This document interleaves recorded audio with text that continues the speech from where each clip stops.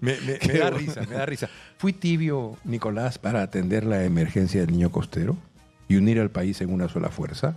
Fui tibio para renunciar al Ministerio de Defensa cuando me pareció que estaban haciendo las cosas de manera incorrecta. Me da risa. No siguen siquiera la biografía corta, no digo la larga, la corta. Con nosotros el ex candidato presidencial del Partido del Buen Gobierno, Jorge Nieto, que estuvo así de pasar a la segunda vuelta. Bienvenido, Jorge. Hola, Nicolás, buenos días. Gracias por la invitación. ¿Y ahora qué es lo que viene? Seguir haciendo política. No hay más.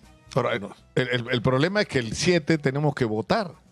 Bueno, nosotros hemos tomado un punto de vista sobre eso. He recibido muchas críticas en las redes, tanto desde la derecha como desde la izquierda. Lo que hemos acordado nosotros es invitar a nuestros votantes y a nuestros militantes a viciar su voto. No es una actitud de desapego, de distancia, de superioridad. Es dar testimonio de que la resignación a las que nos tienen sometidas sucesivas elecciones en el país tiene que acabar. Y hay que mostrar que hay un espacio distinto del de la polarización política que nos tiene en decadencia permanente y que no resuelve la verdadera polarización que sí importa, que es la social, la enorme desigualdad y distancia que hay entre distintos sectores del país. De modo que nuestro punto de vista es ese, los hemos invitado, no es un mandato. Nosotros tenemos un público elector muy calificado, con mucha capacidad de raciocinio, resolverán según su conciencia. Espero que consideren nuestro punto de vista dentro de sus reflexiones, pero finalmente cualquiera que sea la opción que decidan votar, nosotros la respetaremos. Ahora, tú sabes que para Sánchez, Lima es su punto débil, digamos, ¿no? Y ganar, la expectativa era que si tú te plegabas a Sánchez, Sánchez tenía garantizada la elección.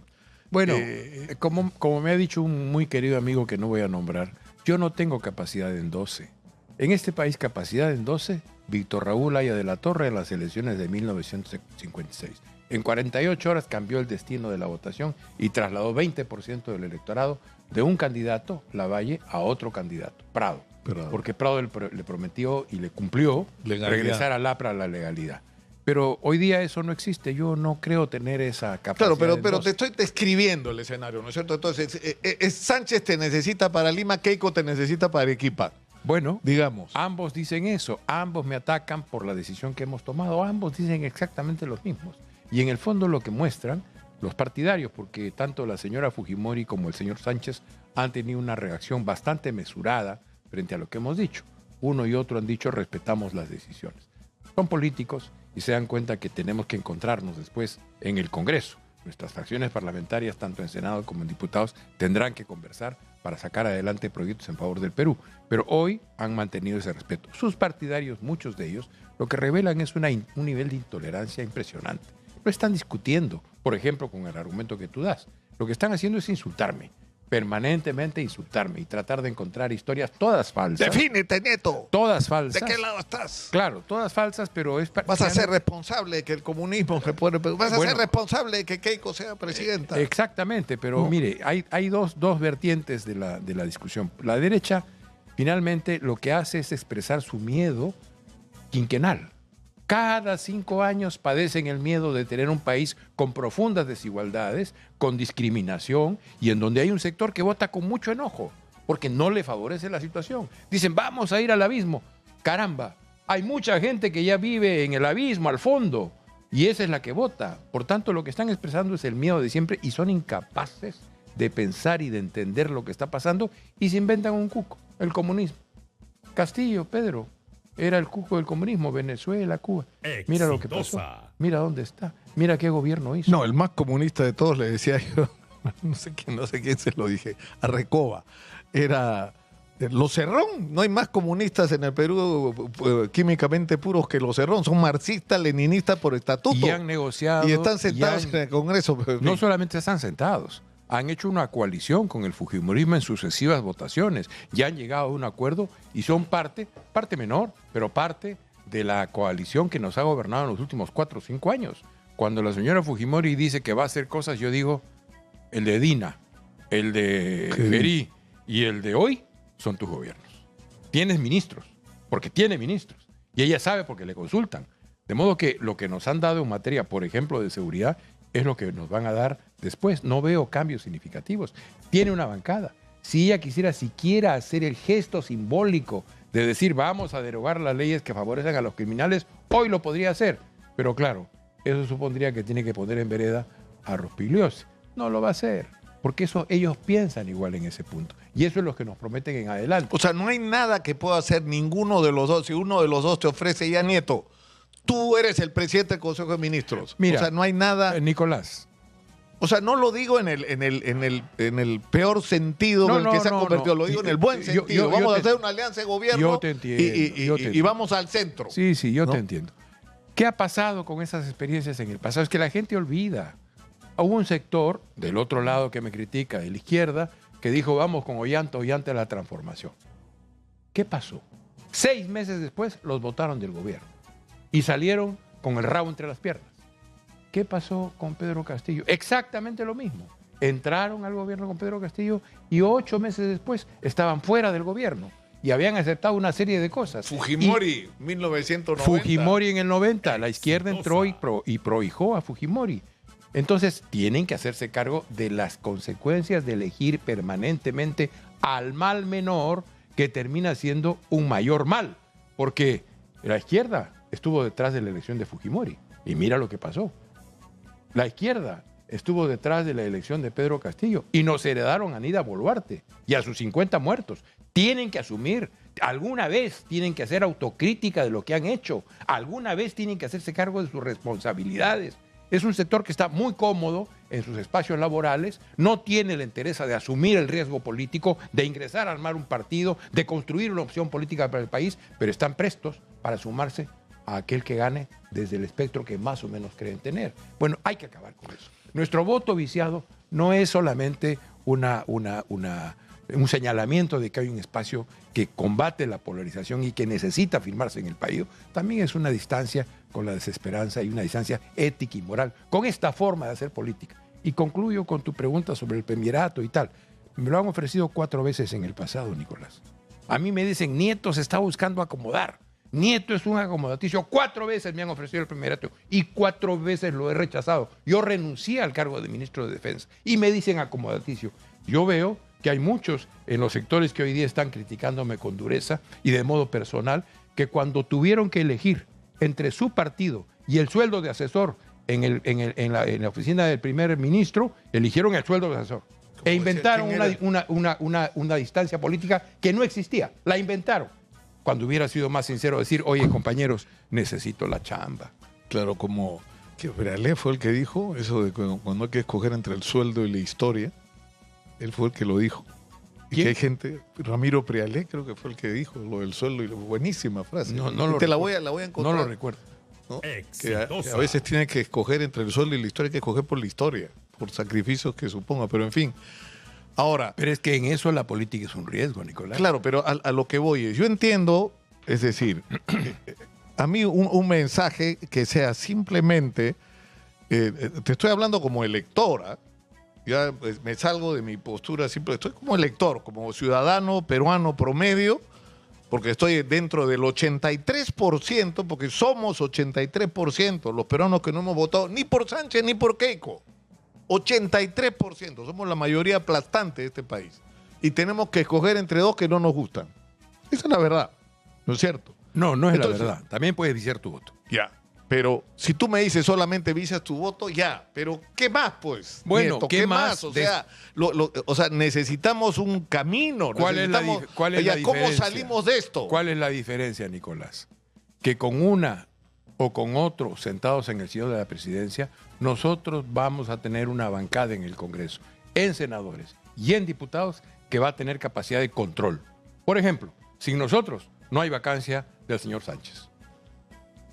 Así puntual. Ni de Keiko. No, de Keiko sí, porque ella se defiende sola, tiene 22 votos en el Senado. Por tanto, para lograr los 41 no hay manera. Es verdad. No hay manera. Entonces, pero ella no puede hacer modificaciones constitucionales sin nosotros. Por tanto, la capacidad de acción y de control en el Congreso, tanto en la Cámara de Diputados como en la Cámara de Senadores, de los representantes del Partido del Buen Gobierno, es amplia. Y al mismo tiempo tenemos que construir una opción política que le dé una salida al país. No nos podemos pasar 20 años peleándonos en una polarización estúpida que hace que el país entre en un franco proceso de declive y de decadencia. Hay que acabar con eso. Y ese es el mensaje del voto viciado. Hay que acabar con eso, con esta política en la cual aquí se pelean, Exitosa. pero en la impunidad son hermanitos y se ponen de acuerdo. ¿Y quién sufre? La gente de la cual habla, la gente más pobre. Ayer estaba, lo dije en una conversación con César Hildebrand, ayer estaba echándole gasolina al auto en el que me muevo en uno de los grifos de la Panamericana Sur. Se acercaron 2 señoras y un señor a conversar sobre la situación política. Habían votado por mí, se los agradecí. Pero ¿qué decían ellos? Cualquiera de los 2 que gane va a ser lo mismo para nosotros. Nuestra vida no va a cambiar. Necesitamos un gobierno que cambie las cosas en favor nuestro. Y ninguno de estos 2 es, por más que digan lo Mira, que digan. el Partido Obras acaba de emitir un comunicado que firma Daniel Hugo Barragán, que es el secretario general nacional, por si acaso, que ha sido electo como congresista, ¿no es cierto? Donde anuncian que el Partido Cívico Obras ha decidido respaldar al partido político Juntos por el Perú y a su candidato presidencial, Roberto Sánchez. Este respaldo se otorga con absoluta responsabilidad democrática y compromiso con el país. Por ello, nuestros representantes en la Cámara de Diputados y en la Cámara de Senadores ejercerán una firme vigilancia y fiscalización. No firma Belmont, ¿no? Pues nos encontraremos en la fiscalización y en la vigilancia. Pero en el voto a favor del partido Juntos por el Perú no nos encontraremos. Nosotros hemos convocado a la gente, invitado a la gente a votar viciado. Y al mismo tiempo, Ahora tú, yo he dicho, ya, pero para entender, respetamos cómo voten. ya, tú dices, no vamos a votar por ninguno de los 2 porque no vamos a repetir la historia de votar por el mal menor o votar por uno para que no salga el otro. No, para que el país no caiga en manos del comunismo hay que votar por Keiko. Para que Keiko no gobierne, entonces votamos, ¿no es cierto?, por el otro quien sea. Porque ha sido así, ¿no es cierto, Nieto? Por quien sea. Ahora, tú dices, voto viciado, fiscalización desde el Congreso, ¿no es cierto? Desde ahí, es decir, defender, por así decirlo, el interés ciudadano. Pero el problema es que la única salida a este entrampamiento es que el Perú empiece a tener partidos políticos que merezcan el nombre. Total. O sea, tu principal chamba hoy es porque tú no fuiste candidato a congresista, ¿no es Porque cierto? no me interesan los cargos públicos, no los necesito. ¿Cuántas veces tengo que decirlo? Anuncio de una vez, si tú quieres presionarme, cualquiera de los 2 en el gobierno que me ofrezca un cargo público, les voy a agradecer muy amablemente y les voy a decir que no. Porque mi tarea hoy es construir un partido O político. sea, no lo han hecho todavía, se muere la curiosidad de mi productora. Dicen que sí le han ofrecido. ¿Ah? Inventan cada cosa, que he hablado con una, que he hablado con otro. La verdad, yo siempre digo las cosas como son, ya las he dicho. No he tenido contacto Ya, pero directos ¿qué? con ninguno. Pero mi tarea... yo entendería esto, ¿ya? Jorge Nieto sale y dice, no vamos a votar por otra vez por el mal menor ni por uno para que no salga el otro. Yo los llamo a construir un partido. Y en ese contexto no votemos por ninguno de los 2 y del Congreso ejerzamos la vigilancia. Exactamente es lo que estamos haciendo. ¿Qué estoy haciendo yo hoy día? Saliendo a las regiones. La gente dice, y ya acabó la campaña electoral. Primero, tengo que hacer algo que nunca se hace. Agradecer a tus votantes. Tanto a los que votaron por ti, porque te dieron la fuerza que te han dado, como a los que no votaron por ti, porque finalmente juntos hemos hecho la fiesta de la democracia peruana con todas las manchas y huellas que ha dejado, sobre todo la OMPE, también el jurado, pero sobre todo la OMPE en el proceso electoral. Pero, ¿qué estoy haciendo además de eso? Construir partido. Estamos en plena campaña de afiliación en todo el Perú. En todo el Perú. Hemos tenido en el corto plazo un ingreso significativo de jóvenes, hombres y mujeres, pero también de intelectuales y de políticos que han pedido estar en el Partido del Buen Gobierno. Y voy a seguir recorriendo el Perú por tercera o por cuarta vez. Voy a seguir recorriendo. Y esta vez tengo que llegar a las zonas a las cuales no pude llegar en la campaña electoral. Las zonas altas de las partes andinas, las zonas distantes de la Amazonía, a ir a hablar con la gente, a exponer nuestro punto de vista. Y yo estoy seguro que cuando nos escuchen, cuando escuchen nuestra palabra, nuestras propuestas, se van a adherir. El Perú necesita instituciones. El gran drama de los últimos 30 años en la vida peruana es que hemos destruido sistemáticamente instituciones. Y los 2 finalistas de esta segunda vuelta, han participado alegrísimamente en la destrucción institucional. En el caso de la señora Fujimori, no tengo que decirlo, han copado institución tras institución tras institución. Han cambiado la tradición constitucional peruana para construir un superpoder en el Senado, rompiendo la tradición de equilibrio de poderes. Una de las primeras cosas que tenemos que cambiar en el próximo Congreso es eso. Tendremos que darnos la maña para tener la mayoría suficiente para lograr ese tipo de cambios.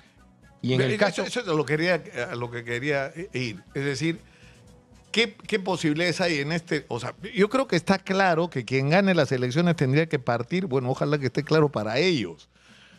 Lo que yo he insistido desde el primer día, 83% no hemos votado por ninguno de los dos, Keiko, el 90% no votó por ti, Sánchez, el 93% no ha votado por ti, no representas a la mayoría, eres una minoría en el Perú. Y tienes que reconocer esa realidad a la hora que quieras gobernar, ¿no es cierto?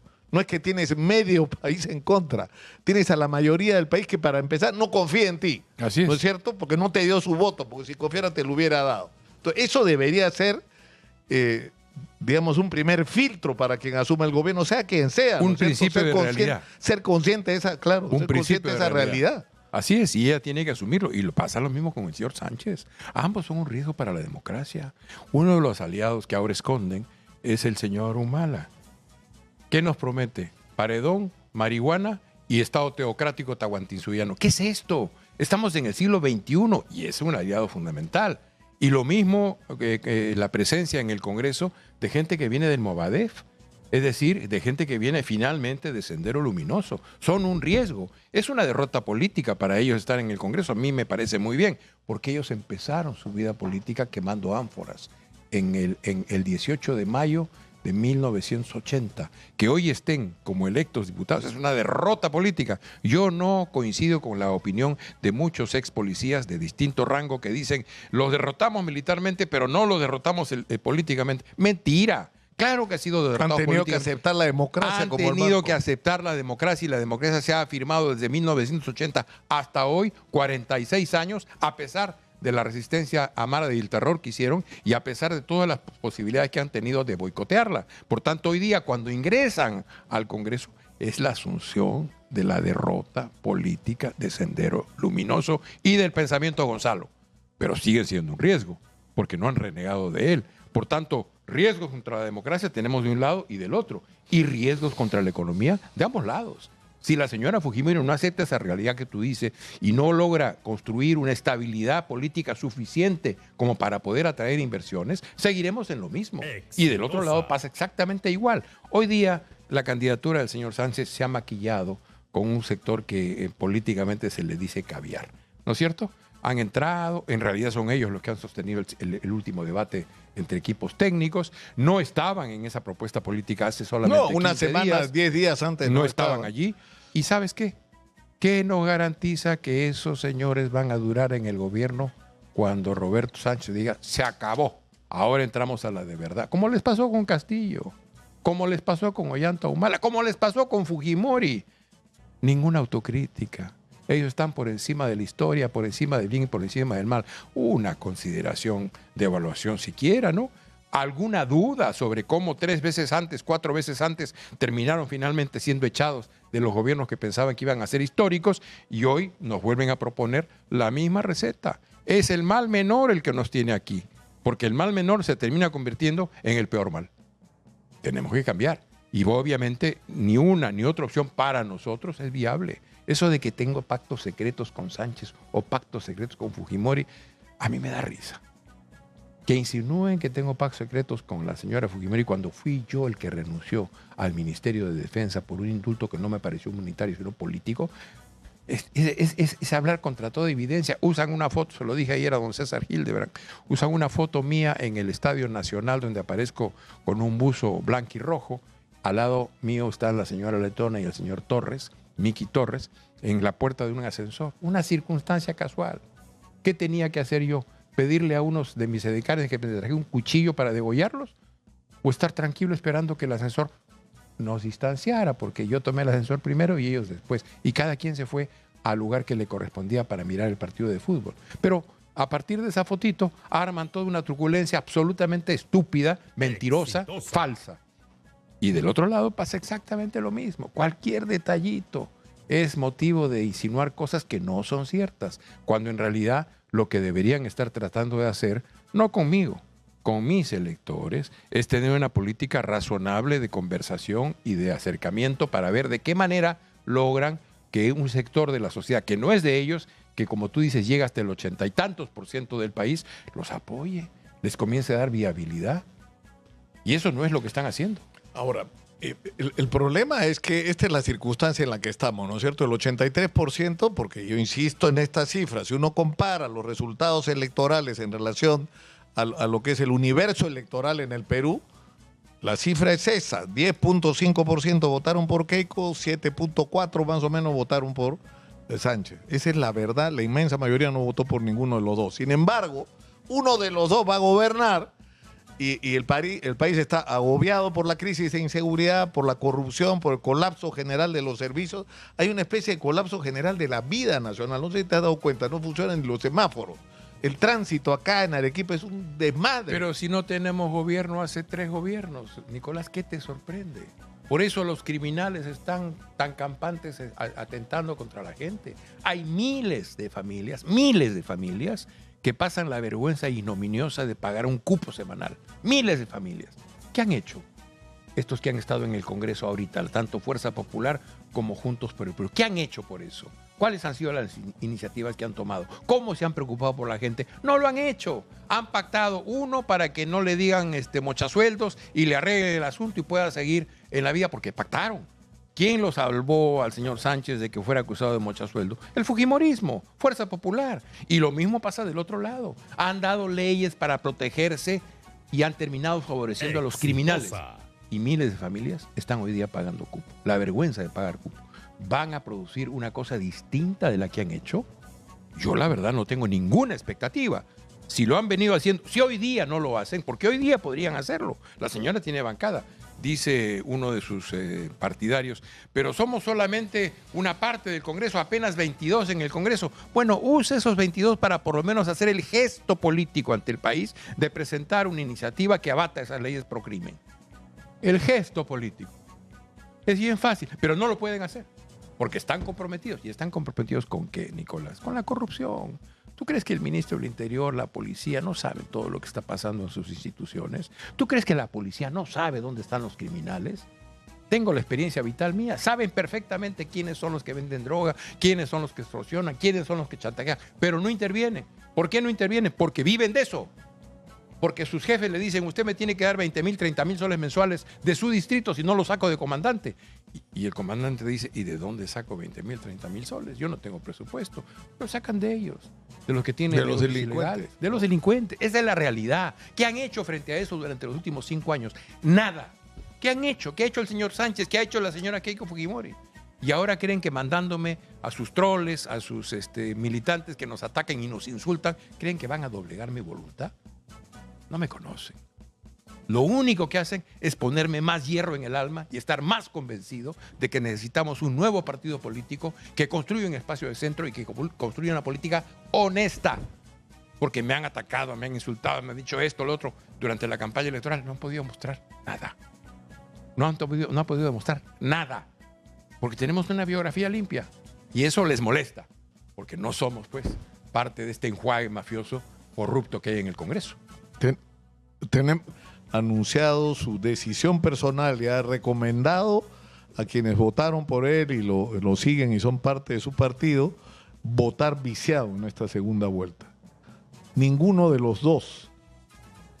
Ninguno. Y la reacción en las redes es brutal. Me llama la atención, sobre todo de la gente de la izquierda. Claro, pues es un nivel de intolerancia muy grande, ¿no? Piensan que con insultos me van a arredrar, me van a hacer menos, voy a retirarme, me va a... No. Todo lo que hacen es ponerme, como dije hace un rato, hierro en el alma. Eso no me afecta en absoluto. Y vamos a seguir construyendo el partido político.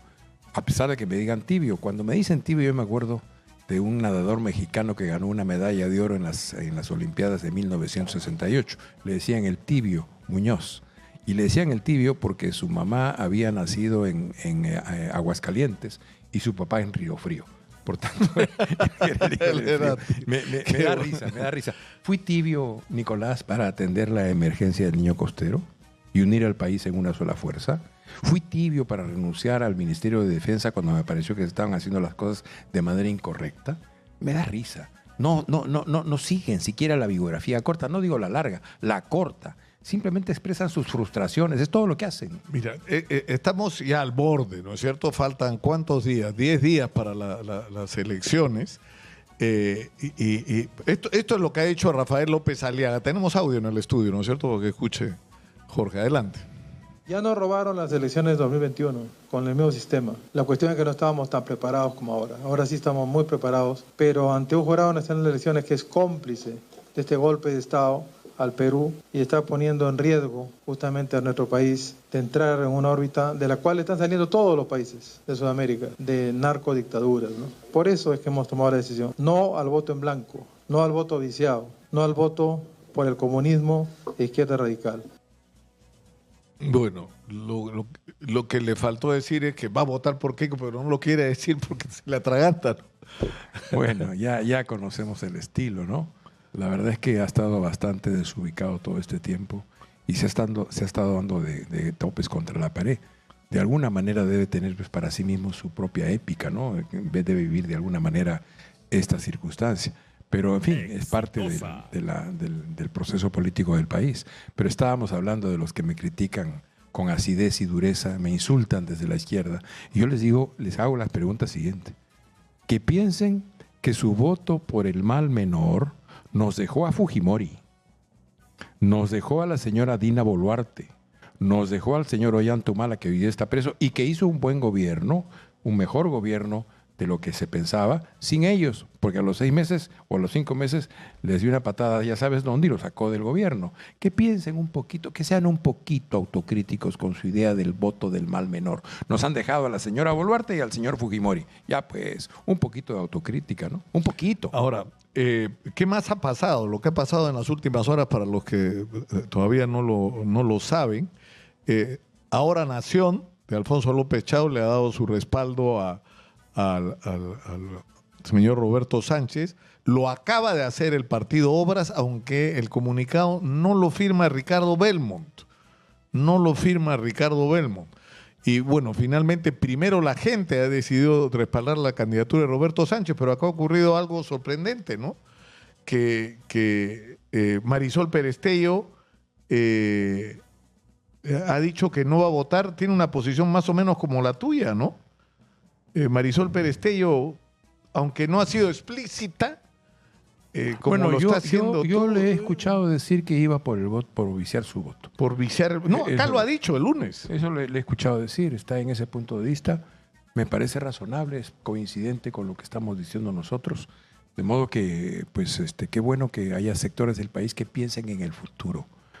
Que no piensen en dejarnos Fujimoris, Dinas Boluartes en el camino usando el argumento del mal menor que han usado siempre y no han jamás tenido la más mínima autocrítica. Mientras hoy día conversamos, Nicolás, en Puno hay varias carreteras tomadas. Hay varias comunidades de Puno afectadas por la minería que tienen plomo en el río, que están afectados sus animales, que están afectados sus niños. Hoy día hay varias carreteras tomadas. ¿Qué está pasando con eso? ¿Quién tiene que atender eso? No tenemos que transformar, no hay que proteger a nuestra población, no hay que ponerle un coto a la minería que contamina, por más legal que sea. No tenemos que tener autoridades en el Estado que sean realmente imparciales y que hagan valer los derechos de los ciudadanos. ¿Qué han hecho los dos candidatos que pasan a la segunda vuelta por esto? 5 años en el Congreso, 5 años parlamentarios. ¿Qué han hecho? Esa es la mejor respuesta. ¿Y qué harán después? Pues lo que han hecho en el Congreso, casi nada. Ahora, tú eres consciente que has tenido 1.800.000 y tantos votos. 850.000. 1.850.000, que no es poca cosa. Hay gente que decía que te daban una semana más y pasabas a la segunda vuelta de todos modos. Pero tienes una responsabilidad enorme frente a la gente que ha volteado a mirarte como algo distinto, como algo esperanzador, ¿no es cierto? Distinto a lo que a esta endemoniada confrontación que nos ha hecho tanto daño todos estos años, ¿no? Bueno, la responsabilidad mía con ellos es no defraudarlos y construir un partido político. construir un partido político que pretenda transformar el Perú.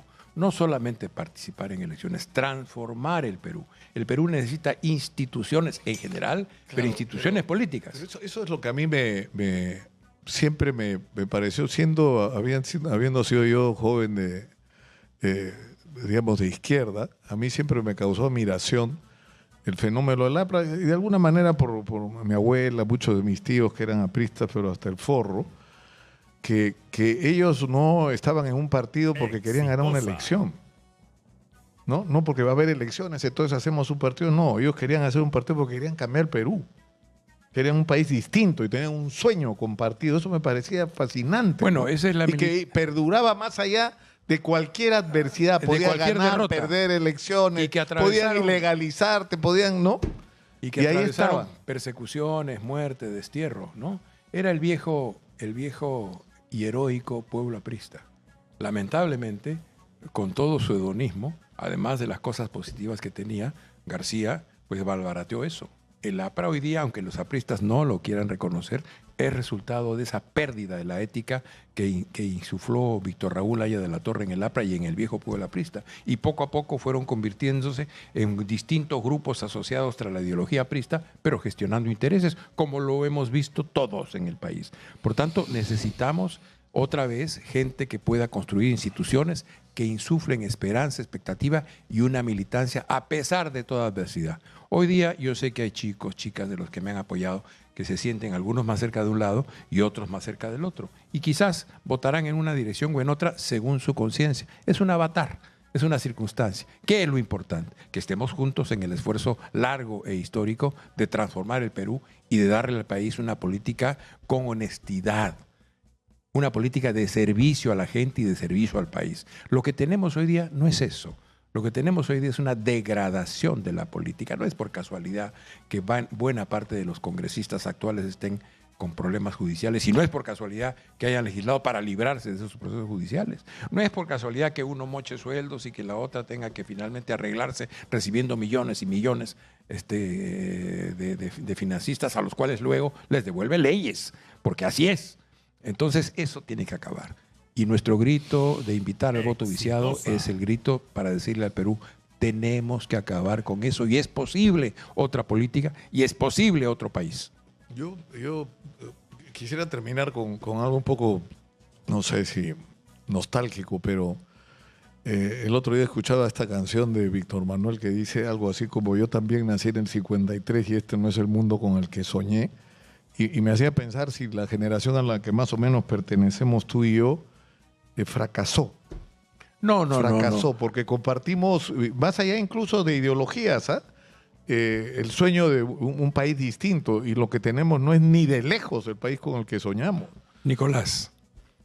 Es una pesadilla, no la realización de un sueño. No creo eso. No creo eso. Quizás sea porque mi temperamento que esta generación a la que pertenecemos todavía puede hacer algo por este país. Hay generaciones tempranas y hay generaciones tardías. Eso está en la historia, me sale el sociólogo. Hay generaciones que a los 25 años ya dieron todo lo que podían dar y fue excelso.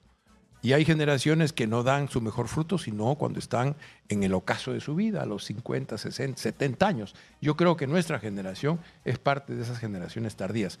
Eso en relación a lo primero, pero tú dices el mundo que tenemos. Querido Nicolás, el mundo en el que nacimos era un mundo intensamente patriarcal. La mujer no existía. Era casi una cosa. Hoy día las mujeres, o mujeres jóvenes o mayores, todas tienen plena pertenencia al mundo público, hacen sus actividades. Hay intensos de sectores no conservadores, no de derecha, de sectores primitivos que quieren que regrese la mujer al estatus que tenía hace 30, 40, 50 años. No van a regresar y nosotros somos parte del movimiento que va a luchar por los derechos de las mujeres y va a luchar por los derechos de las niñas violadas que tienen derecho a intervención quirúrgica para no padecer doblemente la afrenta. Pero junto con eso, Nicolás, ¿cómo era la relación entre la población indígena y las ciudades en 1950, 1960? Nunca la población siquiera se atrevía a mirarle los ojos al patrón o al blanco. Eso cambió. Hoy día tenemos una ciudadanía de pleno derecho. Yo acabo de estar en el Cusco, en las partes altas del Cusco. Hay muchos problemas, hay muchas necesidades, pero veo el cambio de actitud. Veo motocicletas en las puertas de algunas casas, veo a toda la gente más o menos bien vestida. Hay cosas que hay que trabajar, pero cambió realmente. Y eso hay que decirlo con toda claridad, eso es Velasco. Velasco hizo que el cholo fuera ciudadano y que no tuviera la posibilidad de ser siquiera enunciado el desprecio que las clases altas sentían sobre él. Y eso cambió. Y pasa lo mismo con nuestros jóvenes. Piensa tú, por ejemplo, en la libertad sexual que tienen nuestros jóvenes hoy día. Nosotros no la tuvimos. De modo que yo no veo un mundo en declive, yo veo un mundo en el cual progresivamente se han ido ampliando libertades, a pesar de que hoy día están amenazadas. Y pasa lo mismo con la migración en las ciudades. ¿Qué tenían en la hacienda los campesinos, los comuneros en los años 50, 60? Tenían el yugo de la policía, el yugo del juez y el yugo del cura. Y por eso se fueron de las haciendas, no buscando solo trabajo, buscando libertad. Y en las ciudades encontraron esa libertad. ¿Y qué han hecho en 50 años? Han construido ciudades que no existían. Lima hoy día no se parece a la Lima de 1950, 1960. Es una Lima poblada por esa enorme migración. 8 de cada 10 ciudadanos limeños es de origen provinciano, de modo que la ciudad cambió para mejor y para bien y alberga a una multitud que entonces estaba arrinconada en la hacienda y ninguneada, discriminada, maltratada. Por tanto, yo veo un mundo que ha cambiado para bien. También esa cosa está amenazada. Lo que no le perdona nunca a la oligarquía Velasco es esto. No la reforma agraria que fue velasquista, te van a decir. Me dirán lo que digan. A mí me metió preso y yo no soy de los partidarios como otros de mi generación que se han vuelto velasquistas en la última hora, pero reconozco que ese dictador, porque fue un dictador, ¿no? Ese dictador le dio espacio a un sector de la población que estaba discriminado y excluido. Es un hecho. Por tanto, el mundo que hoy día vivimos, Nicolás, yo lo veo mucho mejor del mundo en el cual nacimos. Mucho mejor. Hay muchas cosas por hacer. Pero efectivamente hoy día hay sectores, vuelvo a repetir, ni de derecha ni conservadores, primitivos, que atentan contra derechos humanos, que atentan contra el Estado de Derecho, que atentan contra las libertades, que son discriminadores. Pero son amenazas porque el mundo progresivamente ha ido en un proceso de cambio para bien. Jorge Nieto Montesinos ha estado con nosotros. Muchas gracias y mucha suerte. A ti, Nicolás, gracias. En esta aventura.